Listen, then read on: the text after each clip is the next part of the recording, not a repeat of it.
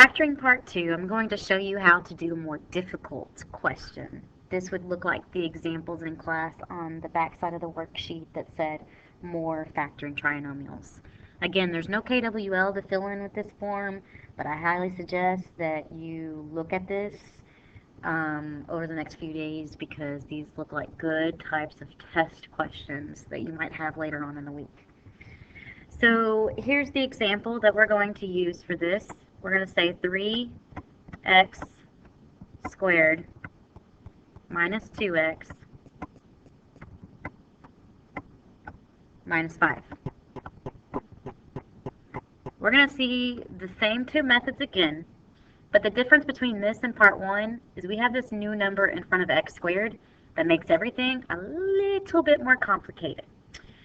How so? Here's what happens. Here's your box method. We're going to go kind of through some of the same process that we did before. But the thinking makes you think a little bit more at a higher level.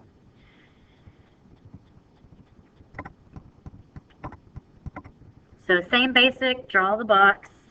Same basic, 3x squared is the first term that will go here. And here, negative 5 still goes in this box. Okay, we're still looking for something to go in here that's breaking up to equal a negative 2x. But how we do that, the factor tree looks a little different this time. So here is what we need to think about when we're doing our factor tree.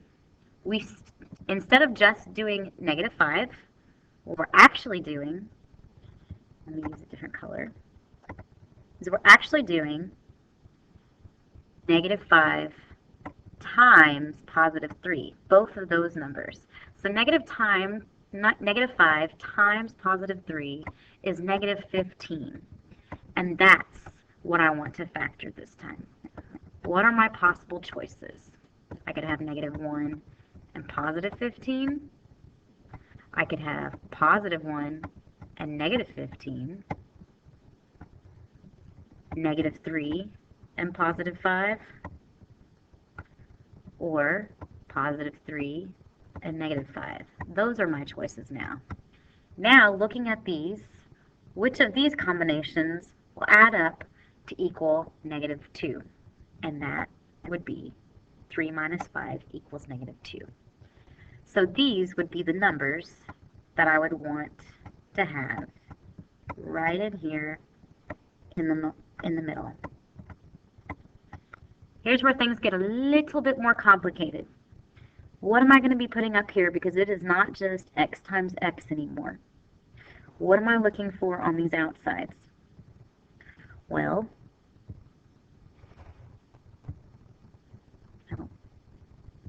a different color. Okay. What times what is going to give me 3x squared?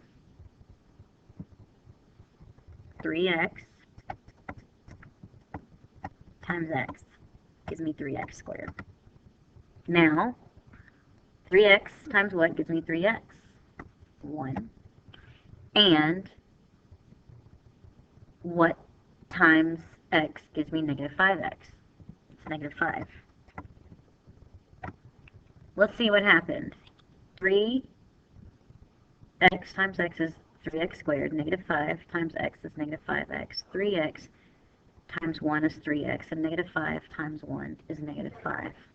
So in our final answers, 3x minus 5 is my top link. And on the side, I have x plus 1. Here's my final answer. Okay. Box method looks very similar to the way it did on the easier questions. The key is to remember that we have to do something with that 3 in order to work. Otherwise, you would spend a lot of time guessing in here. It may take you forever using the guess and check method to come up with the right combination. And word to the wise, you're not having a multiple choice test. So guessing and checking would not be wise. Okay, using reverse algebraic method. I wanted to use that, how is this different than the easier method when we did it on factoring part 1? If you could tell, what I showed you in class is factoring by grouping, which means that there's steps that I skipped in part 1 that would really help here. So we're going to use the same question. The difference is we're still going to use the same factor tree. So again, you would be multiplying this out to get negative 15 to use as my combination, same answer. How we write it out algebraically is what we call factoring by grouping, because we're going to write this 3x squared, but instead of writing negative 2x, we get it from here, 3x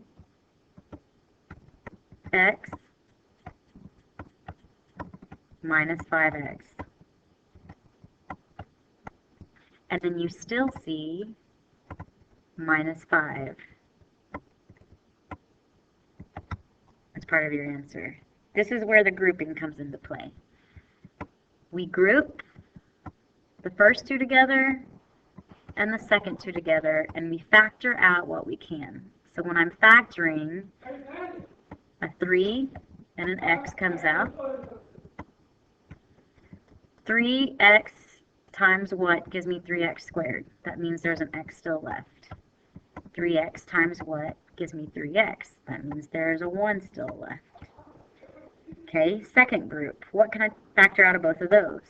A negative 5, which leaves me with x, because negative 5 times x is negative 5x, and a positive 1, because negative 5 times 1 gave me negative 5. This is what we see. In parentheses is the same repeated grouping. So that is one of our parentheses in our answer.